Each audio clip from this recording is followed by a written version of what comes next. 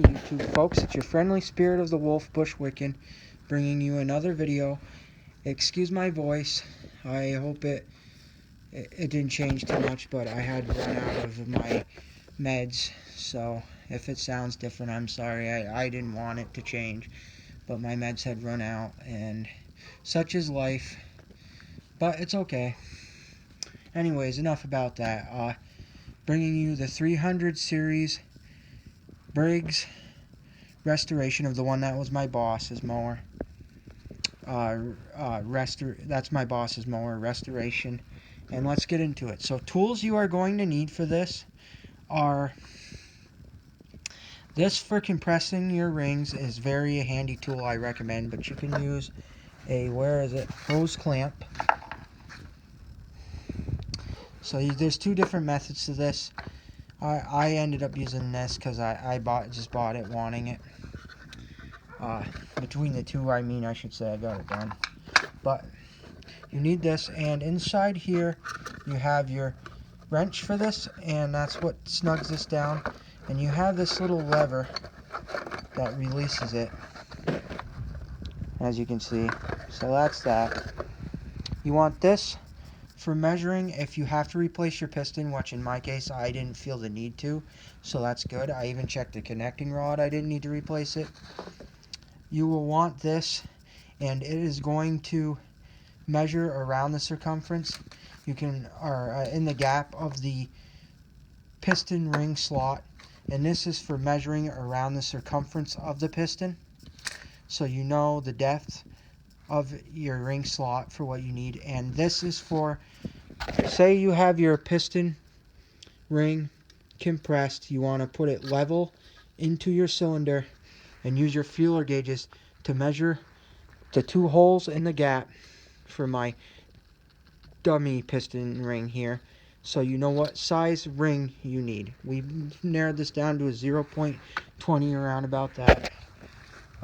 This is the part number for the piston ring set that I got, and this is so for those of you who want to know, we also ended up replacing this oil seal. And just to clarify, I put the piston in already because I had some struggle with it. I was going to show you that putting in, but you get the idea. Later on I can do a more in-depth video of it. And this is the new one. And you want to order one for this, but I kind of accidentally ordered two of this. And this one looked decent enough, so I'm going to use it, but I do recommend replacing that too. And your part number is that right there. And this is your part number for your gasket set. Now it comes with two sets of gaskets. One for the ride-on style, I believe it is, or a different type of push mower, and for the push mower you need here, so you kind of have to determine that. We kind of have an idea because if you can see here of what the gasket's supposed to look at by the shape, you can usually tell. Make sure you try to get most of all your old gasket material off. I'm gonna probably take some time and peel that. And see how the piston connecting rod is facing? That is the way you want it to face, because that is the way the connecting rod goes in. So keep that in mind when you're doing that, and make sure you get it down far enough when you drive it in so it'll meet the connecting rod, which we will be doing in this anyways, so that will be the rest. Sometimes they come with a double gasket, so keep that in mind. You might have to do the double gasket. Majority of the time the gasket is thicker and it's just a single. So that's that. And let's get, without further, and one more thing, you will want some either assembly lube or this is, I believe, 10W30 motor oil. You can use any weight motor oil. Just to pre-lube, which I have done with the piston and all the parts you're putting in, just so they're pre-lubed as you slide them in, because as you know, this is going to be like a brand new engine, and if you're going to run it first time, it needs to build up oil pressure, and that stuff's not going to be lubed, so you're going to put more wear on it again, defeating your purpose. And you also want to make sure that when you're doing this, that the gap of your piston ring right there, those do not line up when you put your piston in, because if those line up, you're only going to get oil to one side of the piston, and it's not going to get through the whole piston, which is going to cause detrimental problems. It could even blow up the engine. So do keep that in mind when you're doing that, to not have that problem. So you won't have that problem if you make sure that they're gapped apart, so the gaps are not in line with each other. And they can't be in line with each other in any figuration, so just keep that in mind, that they're spread from each other. You will notice your original gap when you pull the piston out, probably. So if you can match it back to that original gap, great. But if you say it's a little bit off, and not a big, it's not a big deal. So if you're a little bit off on that gap, like I said, that's not going to be the end of the world. Crucial that they're exactly the way they were when they're in there, but if you can, that's good. So I'm going to close this door a little bit more because of that glare. And without further ado, I'm going to look to make sure the camera's adjusted to my makeshift tripod setup here. And without further ado, let's get into here. I just want to get this. Let's get into the restoration of this 300 series Briggs. I ended up using this, borrowing this drill from a relative who lives with me, but you can use a power drill. Mine had happened to be dead, so they don't mind letting me borrow it because they live in the same house. So I do have one of my own, just to clarify. But as you can see, I already put the piston in. Now you want to make sure that this rod cap, it should have a directing arrow on here somewhere, or like away, and I believe that's the way it's supposed to face because I had already pulled it off. This one doesn't seem to have a directing arrow for say, so it doesn't matter, but a lot of these will, especially Tecumsehs. If you get this put on wrong, a Tecumseh will never run again. It's a big pet peeve at Tecumsehs. Some of these, as you get into the older ones, like this with a starter clutch that are older than this engine did not have it because it's from 1993, but anything older like that has the starter clutch and with the connecting rod cap has a plate that goes on there with little tabs that you want to make sure you bend over, because those are what keep the bolts from coming loose. Now if you're really concerned about, because this one does not have that tab, if you need to put some Loctite or something on it, you feel the need to, go ahead, but I am not going to because I really don't feel the need to do so. You can if you want, because if you torque it down enough, I believe it will hold. Plus I don't have any, and I don't really want to spend the time on getting the Loctite. So that's that. I will walk you through the steps of the gas tank once we get to that point. But now let's put the connecting rod in. As you can see, this is the way you want your connecting rod facing, just like this. And when you're putting the connecting rod in, see there's like a dot on there on your gear. I don't know if you can see that. Let's make sure you can. See that dot? That dot has to line up with the dot or mark on your cam. Let's see if I can find it here on this cam gear. So you want to make sure, there's that dot. When you're installing your cam gear, you can see it right there, kinda, I think. Maybe you can't. But anyways, right in here, I'm looking at it, there's a dot stamped in on this tooth into in this case, this is a plastic cam gear, and so you want to make sure when you're installing that you get that. And you also want to make sure that you put your tappets in the correct way. And as you can see, I put my tappets here so I would know that This one is the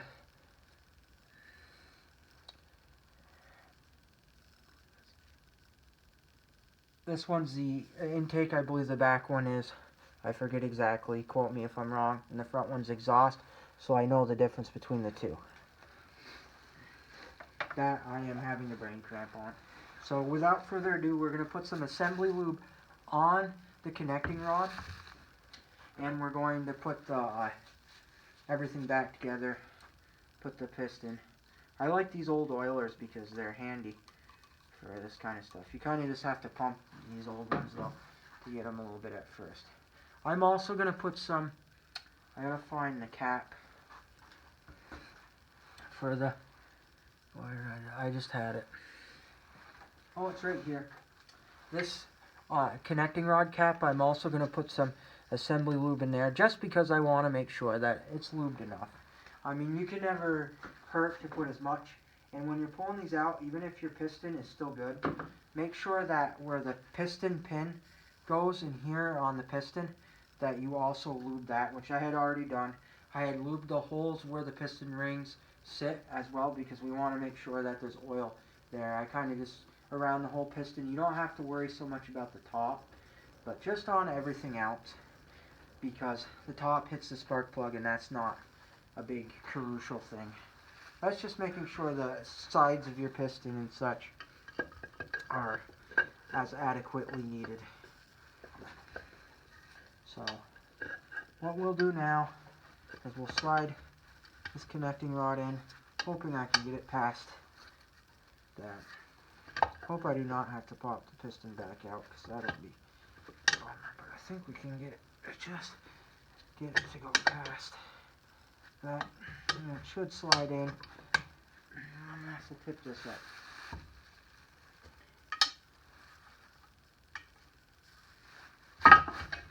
I'm not going to lie that I do believe this is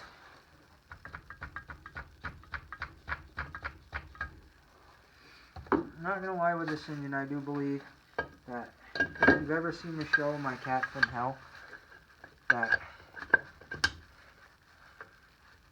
they should make a show about my mower from hell, because this one has caused me a little bit of struggle. Which it happens sometimes, but you know, just is what it is, folks. Of course,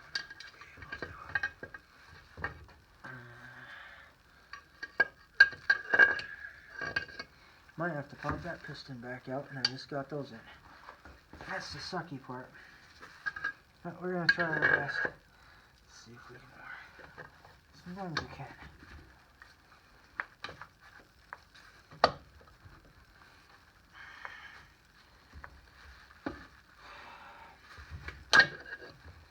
Well, let's pop that piston back out.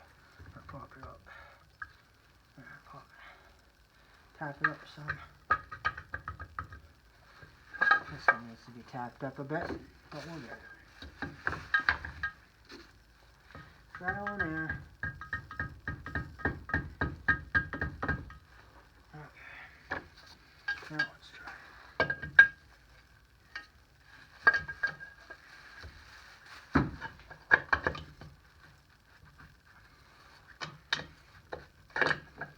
Yep. Now I have to pull the piston back out. Not what I wanted to do, but such is life. Have to reclamp it and do it again.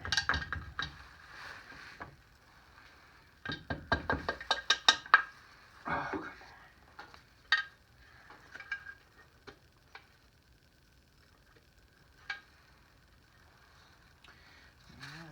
Partially, and then put that in maybe. There we go. I think I got it. Okay, yep, we got it. Now we should be able to pound that piston back down. So it's in. Fitment issue is always a thing. You want to spin this so that way my rod catches where it needs to be, and kind of just wiggle it And we're on. So that's good. Now we can put this back in place, and you'll definitely want a socket for this, for sure. And trying to remember if this is what size it is. I believe it's 3/8. Where did I put that?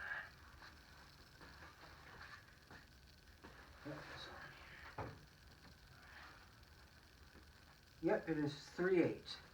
So for those of you who, or 5/16. So for those of you who are wondering, that is a 5/16 on this engine. They vary on some. So some are 3/8, some are 5/16. If I remember right, the older ones are 3/8, but don't quote me. I think I've seen one that goes to half, so you'll know. But for this 300 series, you will want a 5/16. So this part can be a little bit tricky right here, and I got it pretty much the way I had pulled it off, so it should be fine. There's grooves on here, and I think the bigger groove lines up a certain way, and so does this meet up a certain way, so you have to make sure you get these grooves, now I remember correctly, on that correct. So that's a crucial thing. As you can see, this is the way I believe we want it.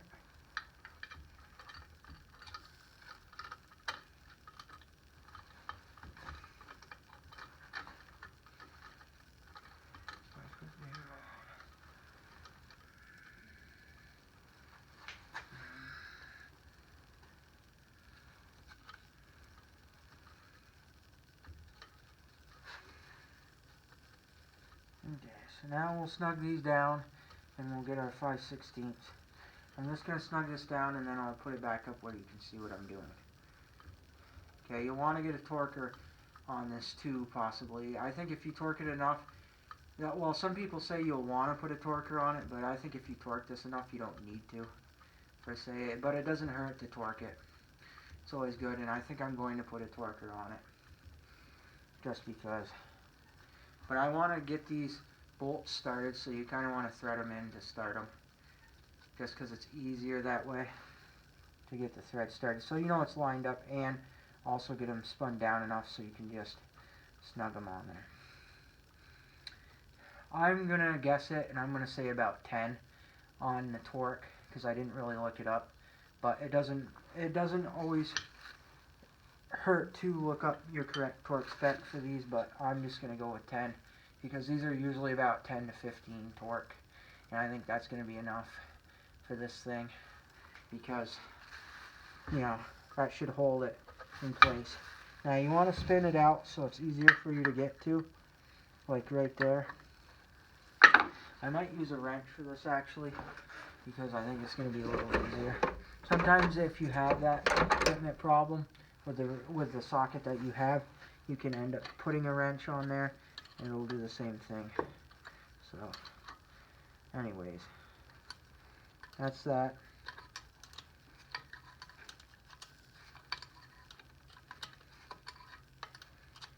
And it's because I don't have my smaller socket with me. It's currently at another project, and I don't feel like going to fetch out of it, because the time I go to fetch for it is time wasted on this video. So we're just going to go for it.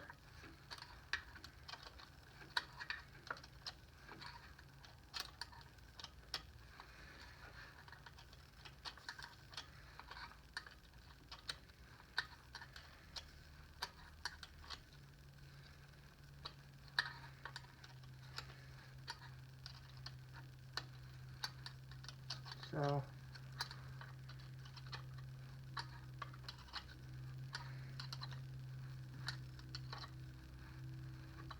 I'll just snug this down as tight as we can get it. I don't think I'm going to put a torque wrench on it. You can if you're that crucially worried. I think as long as you get them snug enough, you don't need a torque wrench. We basically don't want them to vibrate off is the biggest issue, but I'm going to snug these down tight enough to where they shouldn't vibrate off. But if you're going to torque them, I would torque them down to 15 or 10, 15 max. That's usually about all you need with these. I'm going to kind of guesstimate it by hand. Again, we just don't want them to go anywhere. Vibrate off. Come off our crankshaft. Like I said, we don't have that tab thing, so we don't have to worry about that. Now what I'm going to do is I'm going to line up by spinning my piston to the dot. Because the dot I showed you on that right there, we want the dot going this way because our, as you know, our connecting, our camshaft is going to be in there. Our cam gear, camshaft, whatever you want to call it. So you want to get it about right where that is, and you want to lay it like this is optimal because of the tappets. You don't want the tappets falling out, so you might want to just lay it like that and make it easier on you. Okay, so we know this goes to our smaller one and this goes to our bigger one because we kept them in order. This is something that's crucial if you're going to do this, is that you will want to make sure that they go in the correct slot, especially if you're going to reuse them. If you get new ones, it's not always a big deal. Don't quote me if I'm wrong, but if I remember correctly, it's not a big deal if you get new ones. But if you use the used ones because they wore the same, it's best to put them right with. So now what we need to do is we need to line up our dot. So we want to line up that dot with that dot. Now you can either put it a little bit past it or a little bit with it, or behind it I mean, or just try to get it dead on it. If you can get it dead on, that's good, but if you can't, then that's not the end of the world. Just as long as it lines up the way it needs to line up. So I just spin this a little bit more.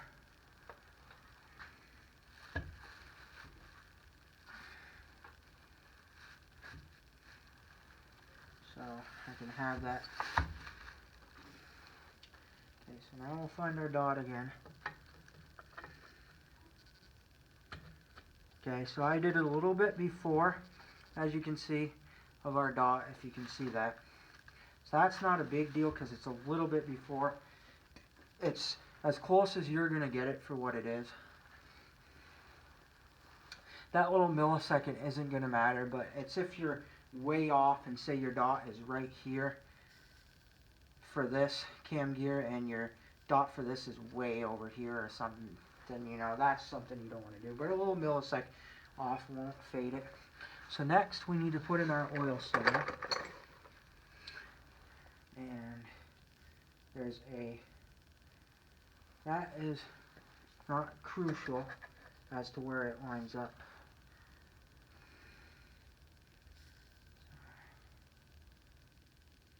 That is not crucial to where it lines up. That just goes mounting right onto that. So you want to make sure it's sitting in there. But you want to make sure it's inside of the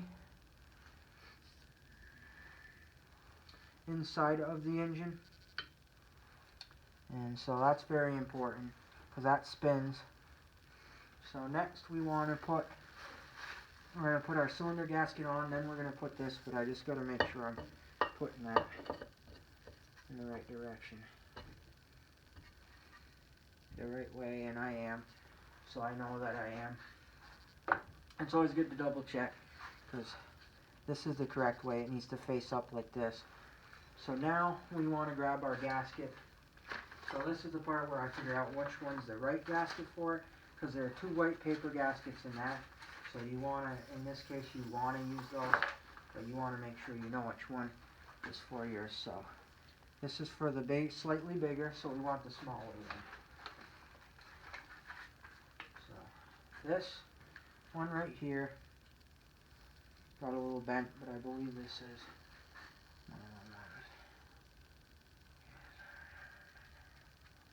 Nope, that's for the slightly bigger. Okay. And it's this one that we want. So for our first, what we want to do, nope, that's bigger too. Okay.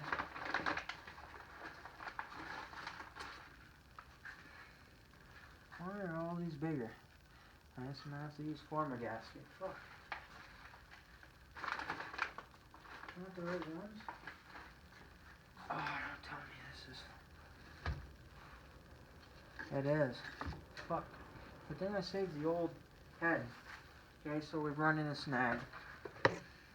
But then I saved the old cylinder head gasket, which you can reuse if you absolutely have to. Because that is a totally different... I thought it was the one for that, but it isn't. The gasket set for that one. So, we'll get our RTV. This is... no, that ain't it. So, the RTV is important for this. When you're doing this. Oh, don't tell me I brought it inside. Fuck. Okay, so I have some up here. So you'll want your RTV when you're putting this together. I think I can get some out of this. Fuck. Well, anyways, I'm gonna go back and put that. So I've spread RTV on this, and now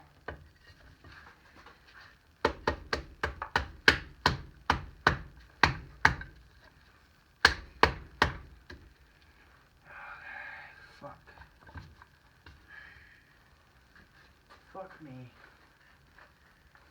I started the video, and then I got it halfway done, and I'm reworking RTV. Fuck. Story of my life.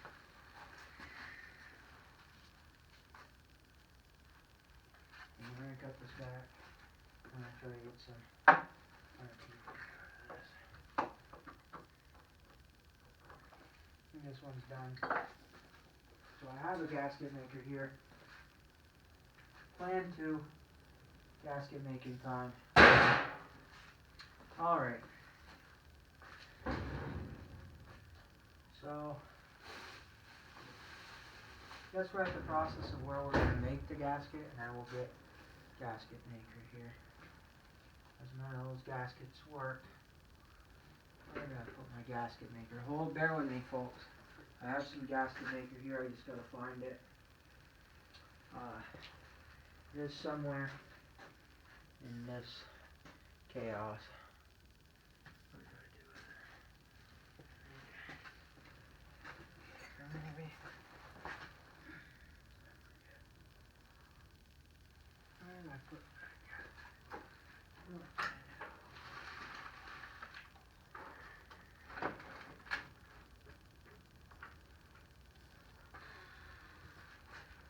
Alrighty. I'm gonna start by shoving them back here. It's pretty coffee. Sure. That's not. That's not. That's not. Maybe it is. Or it's slightly smaller. Nope, all the same.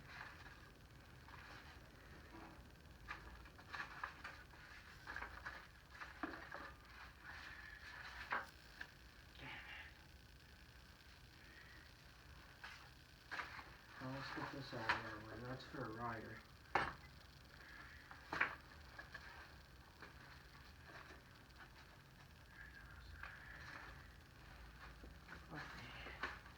I'll pull it all back apart. Okay, so anyways. Find my gasket maker. I swore I had some. For making gaskets.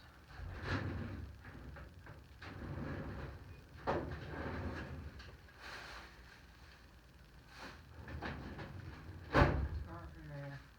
It's gotta be over here.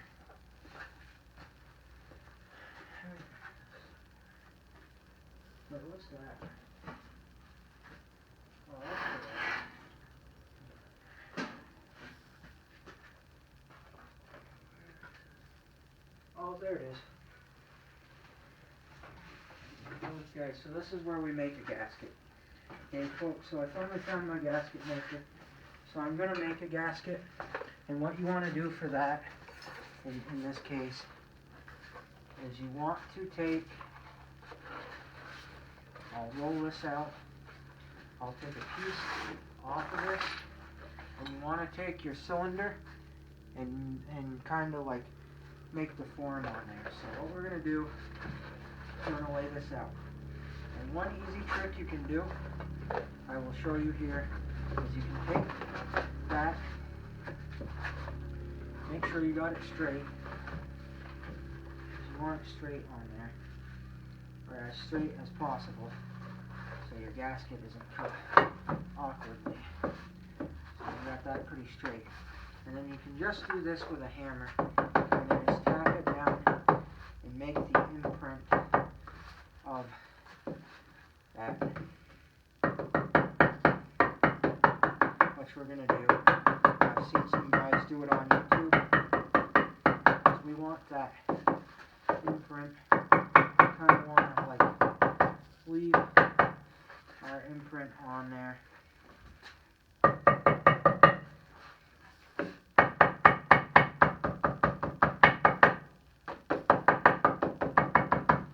So that should leave us with an imprint of what we need. So it kind of gives you an idea. Now we can commence the cutting. So we know where our holes need to be and everything because we've made that imprint. So what you will do, or what I use, you could probably use anything, scissors. I grab a razor because I prefer that. But I might use scissors. I have known to be used scissors, but I mainly use razor. I just find it so much easier because you can follow the contour of your marking. So that's something to keep in mind when you're doing this.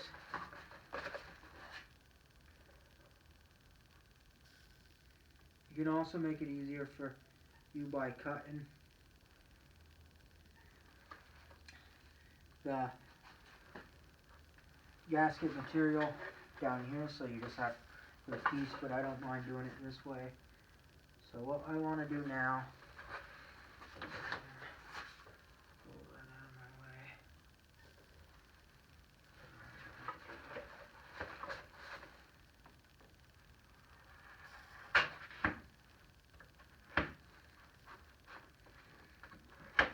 Piece we're not going to use.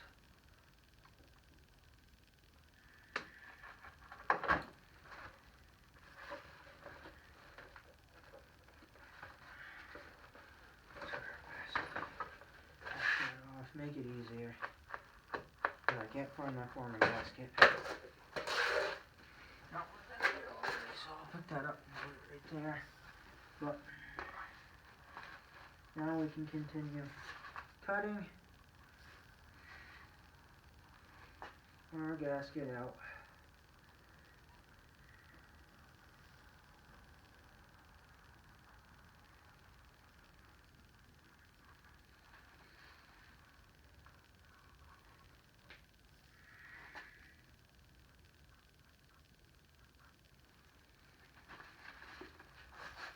As best as we can now. It's not going to be perfect probably. It's going to be close enough to what the original is, give or take, or was. So it's going to be similar to it. Like I said again, it's not going to be perfect by all means, because I never make anything perfect. If you cut a little bit over on your gasket when you're making it, don't feel bad about that. I've done it. It's better, because then you know you're exact, because when you're trying to cut one out with a knife, it can be really trying. So keep that in mind.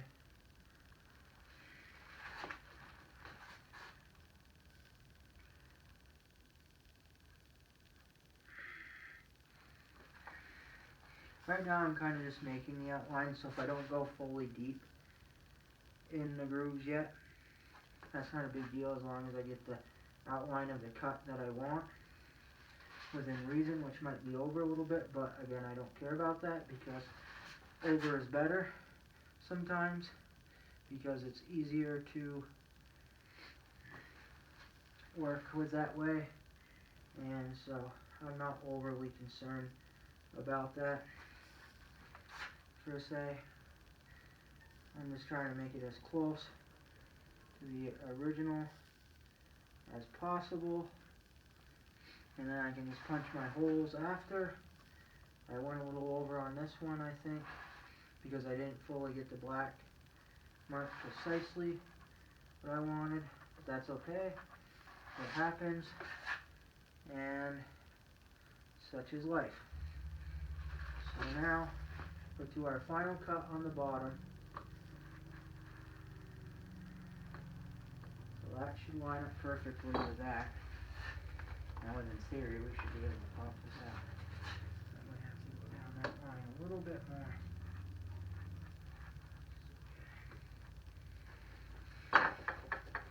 We figured that, we knew that.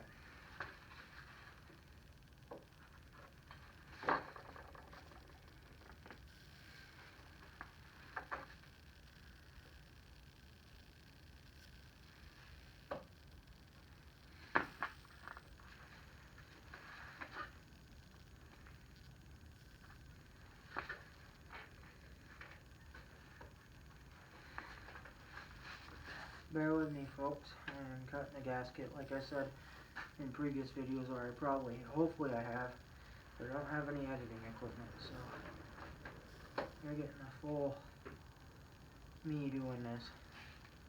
So kind of bear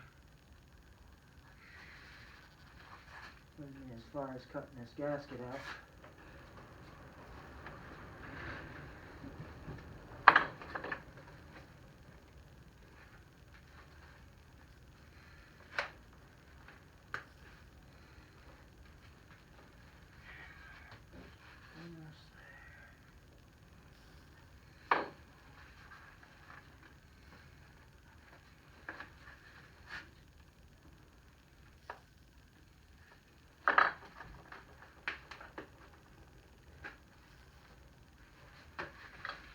Almost there, folks.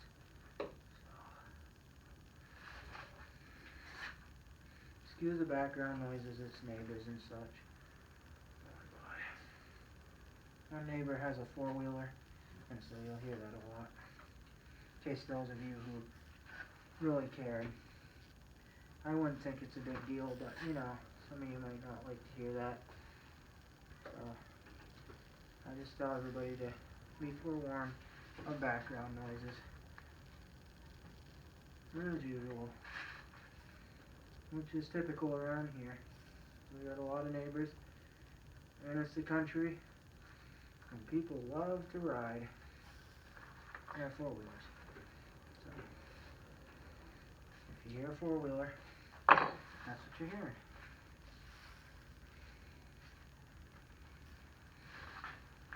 Or our family four-wheeler, I should say. Also, too. So our family has a four-wheeler. Could be hearing that as well.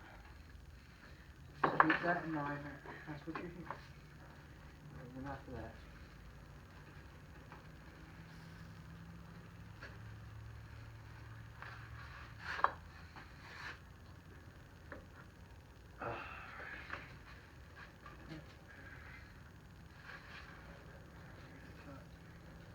And the norm.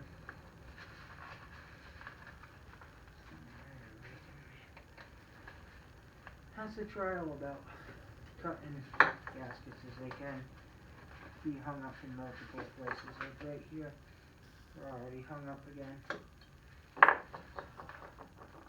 That's just something that you'll have to keep in mind. The fun times of cutting a gasket, which can almost make it easier to use RTV when you're doing this. But like I said, I couldn't find my RTV, so making a gasket is also a thing that's going to happen.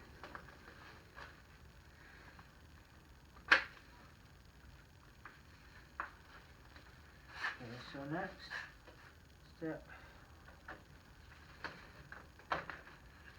I believe there's possibly a thing out there, and quote me if there is.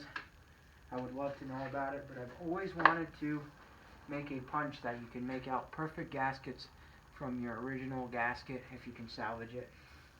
That's like a stamp press, and I believe they have them because I'm sure for a fact that with all the engines that Briggs & Stratton puts out on the assembly line when they're making a model, that they have that, because they must have, because of the fact that when they're making a production line of engines, and I'm using Briggs & Stratton as an example, same with Tecumseh if they were still in business, for those of you who are aware of what a Tecumseh is and its horror. Believe you me, my last former boss who brought me this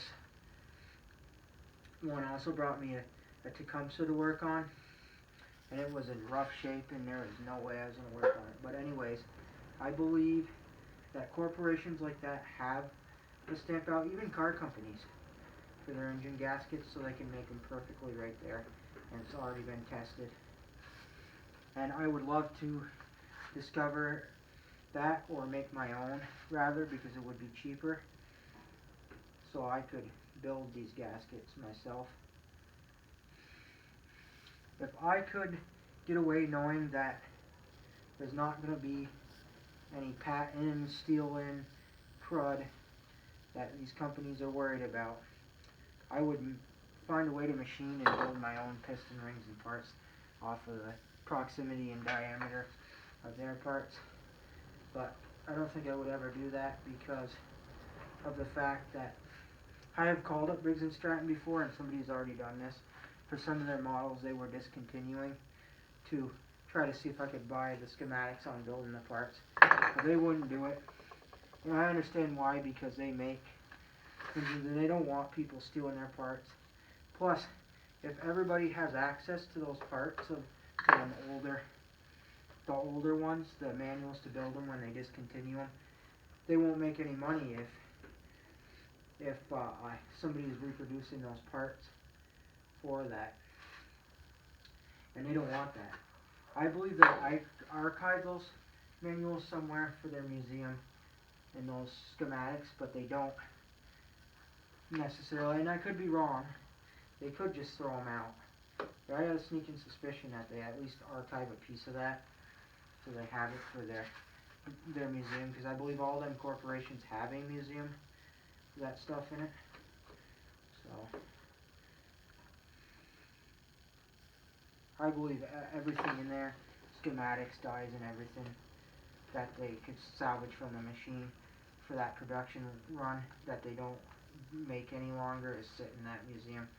See, the problem is the mower gets at a certain age, they just get flooded with parts to make, and they don't want to be flooded, so they just discontinue some models. Plus, it makes it so people will buy new mowers, and the reason they discontinue models is because they base it on how many are left from the majority who still owns one of those. And if they find out that majority have already gotten rid of them and they're quite hard to come by, that's when the companies say, you know, bag it, we're going to stop making this, because there's no need if there's not that many people buying the parts. And again, like I said, they want to make the almighty dollar, so for them it's nothing. It's like, we can just do this. To the people who love that mower and have had one of those and really enjoy it, that still have it, it's kind of saddening, because you know, they may want to rebuild it because it's something that to them is sentimental. They bought it when new and they've used it so many times and it's never failed them, but all of a sudden it needs to be overhauled and they can't get the parts. I feel for people like that, because to me that's not fair, especially when you have the skills and ability to do it. It's a shame, because I hate to see mowers go into the scrapyard and people that just don't care about them had it when new breaks down and doesn't care if they get a new one. It also shames me, because I believe that people who oftentimes do that don't know how to properly take care of their mower, and they let their mower fail, which is not, anything's bound to wear out as due to age, but some people just purposely do not take care of their equipment. And it's a shame because I've seen some stuff come in my time when I had a full-on small engines business of equipment that people did not take care of. And the worst thing in the world is having to tell your customer, hey, you can't fix it without it costing this, this, and this. And they not wanting to do it. Because A, you lose that business. If you're a proper small engine mechanic like me, you lose that business. And B, it just brings you down, you know. Because like you were hoping you could fix that for them and then you weren't able to. So, it is bumming, but it happens.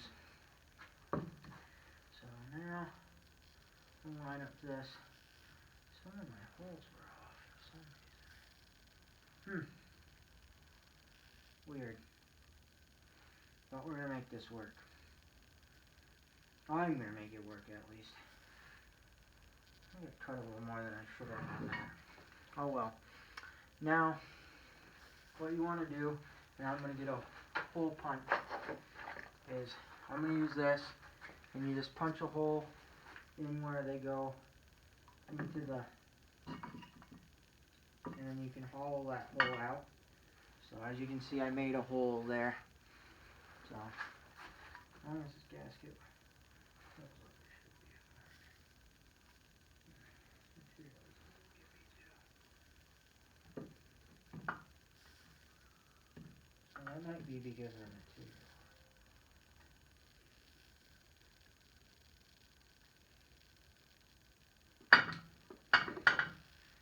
No spears.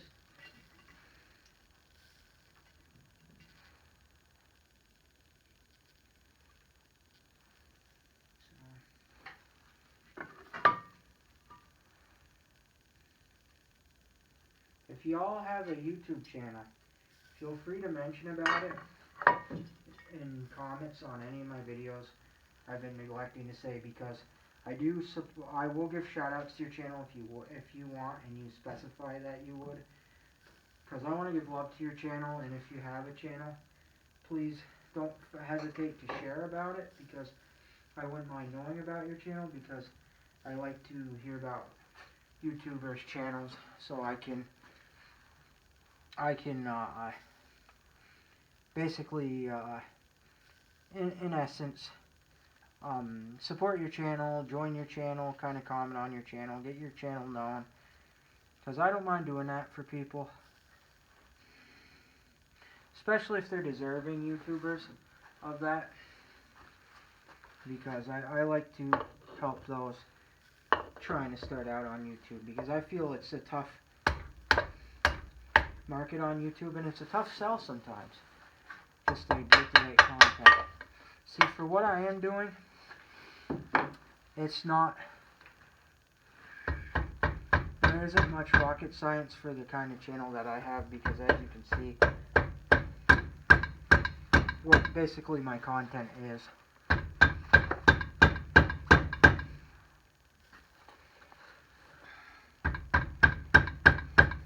Now for this, there are one, two, three, there are 1, 2, 3, 4, 5, 6 holes. 7 holes on this. For 7, well, I'll check it again on the bolts, but 7 bolts about on it.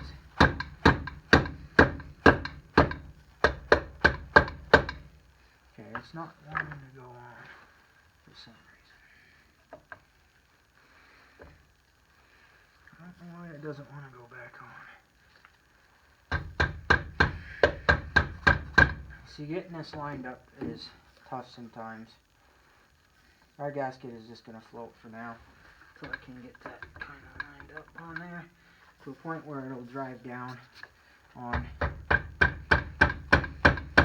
I I'm using a rubber mount because of the finish work I did on this. I didn't really want to damage the paint. I suppose you could use metal, but it's also not recommended because you can ding up surfaces. So if you can use a rubber mount, that is always a plus.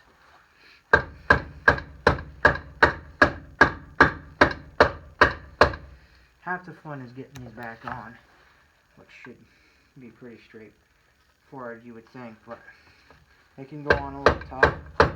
The shaft on this one is definitely rusty, so that's not helping.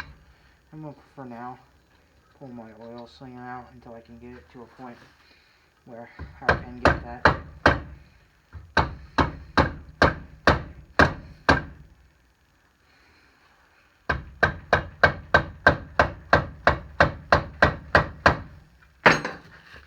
And it's wanting to knock over every decoration. So it's going to take a little bit to get this on.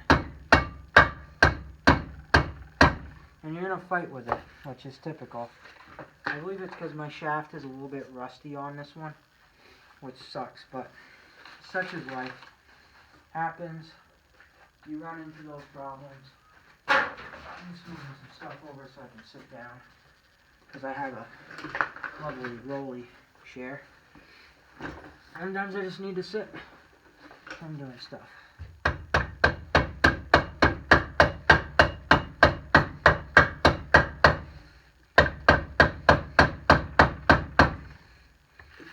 So, I think because I'm struggling to get this on, I'm going to move on to the next. And so, pulling this apart is basically the same as putting it back together. You have 1, 2, 3, 4, 5, 6, 7 head bolts. Okay? And I put them in order exactly the way I want them to be.